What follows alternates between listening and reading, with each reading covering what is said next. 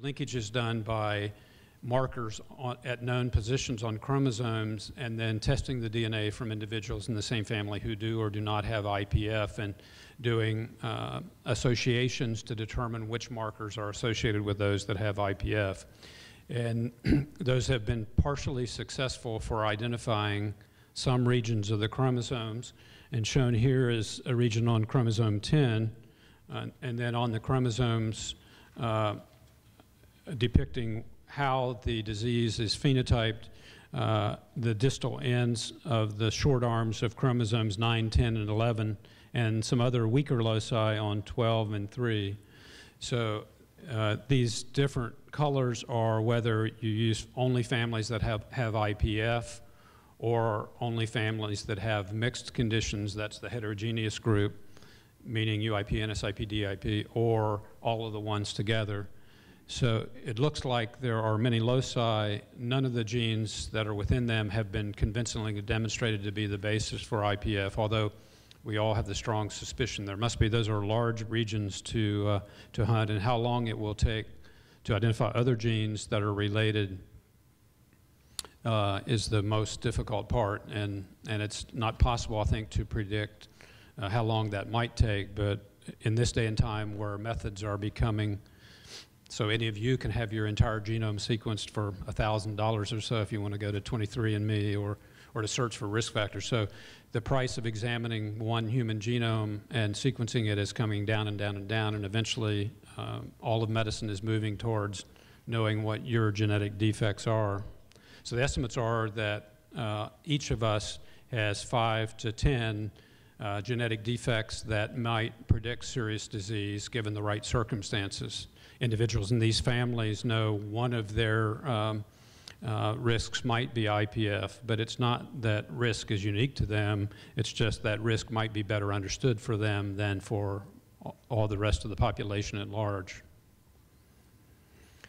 So aside from the genetic search, how can studies of families help? And I wanted to tell you about one of the projects that's going on at Vanderbilt with one of my colleagues. So actually, it's amazing to me. I was surprised, Emery, this morning when you said that individuals don't want to participate in trials and would rather take nothing than be in trials. And so maybe people in Tennessee are different. I don't know what Chicago's like. But I think being in trials is really a selfless maneuver. And so because you might get placebo, people who are in trials do it for the next person with IPF. And universally when that happens to us too, but when people understand that they're helping medical science and helping future generations, especially if they're concerned about their children, and I think anybody with IPF, whether they know a family history or not, as I've told you, has reason to possibly be concerned. I don't want to be overly dramatic, but I think all diseases are genetic. And so I think if they knew that there was risk to their brothers and sisters and their children, they would want to do the things that many of the people in this group have done and be in trials or to consider different possibilities. So I continue to be amazed by patients and families coming up and saying, what can I do? Tell me what I can do. Tell me what science needs from me to help make this work so that we can help our children and their children in the future. So one of those studies, I think, I thought this was a study that, to be honest, I had some concern about launching because it puts individuals at some risk who don't have disease.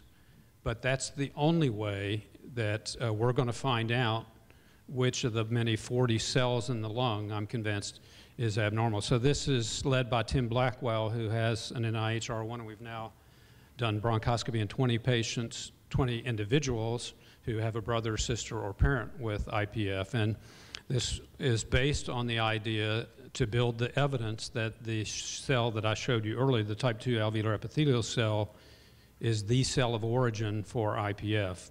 And so this study involves individuals 40 to 65 who have a first-order relative coming to Vanderbilt and having a CT scan and then a bronchoscopy. And so by the time a patient develops symptoms of IPF, knows to go to the doctor, then most of those 40 cells are either abnormal because of the disease or the response to the disease. And it's really impossible to tell which was the cell to become abnormal first. So In this study, family members are at risk to have disease. You would predict these are autosomal dominant genes. Half of them will have the mutation. Of those that have the mutation, then many of them may eventually develop IPF. So most of them understand well that they're at risk for it, although they have no signs or symptoms at all now. So they're coming and having a CT scan and then a bronchoscopy with transbronchial biopsies, because that's the only way you can evaluate the type 2 alveolar epithelial cell washing or sputum or other things don't. So the procedures are a high-resolution CT, bronchoscopy with BAL, and transbronchial biopsy. And we already have some preliminary data that suggests, for one thing, the CT, so the CT is the best we have. You saw Dr. Johnson's images this morning. It's really incredible how well you can see the structure of the lung, but it's not as good as looking at the cells in the lung. And we've seen fibroblast foci in people who have no changes and no, so what that means yet, I think, is still not clear.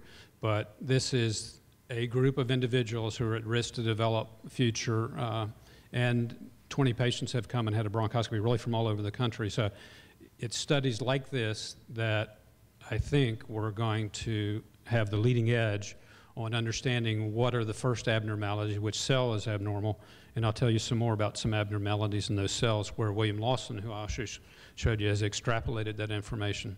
So to summarize, the families with IPF, I believe it's much more common than reported. The 4 mutations I mentioned to you, the commonest of those is TERT, so about 15%. I think we have 19 families that have TERT mutations, and that's very important to them to assessing their risk and knowing to look. And I told you about the collaborative genome search. So what I wanted to show you in closing was work taking the information I've just told you about and applying it to other patients that have IPF who don't know they're in families. So this is looking at alveolar epithelial cells and herpes virus infection in those specific cells in sporadic IPF patients. And I'm not going to go through the whole study, but it's led by William Lawson, who was there at Aspen. So Roger knows him well. He's a completely trustworthy investigator. And there's been this observation in IPF that goes back a long time that herpes viruses are found in the lung. So exactly where in the lung and in what cohorts of IPF was less clear, but the different herpes viruses are listed on the left. Epstein-Barr virus, cytomegalovirus, Kaposi-sarcoma herpes virus, and then at the bottom column is any of those.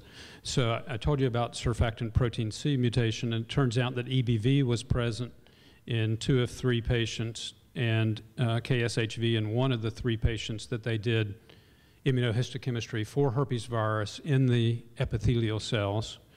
And in the families in general, they saw it also in 3 of 10 or 4 of 10 different herpes viruses. So 6 of the 10 had herpes virus in their cell, whereas in normal lungs, normal control lungs, they saw herpes virus in 0 of the 10.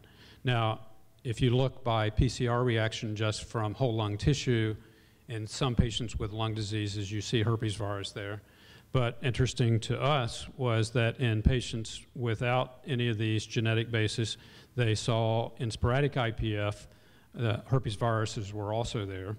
So whether the viruses participate in the cause of the disease, or as we were talking earlier, whether they might be a consequence of the disease, or somehow the cells are weak and those are very common viruses that we all have when we're children, perhaps they're just there as a result of the disease rather than the cause of the disease.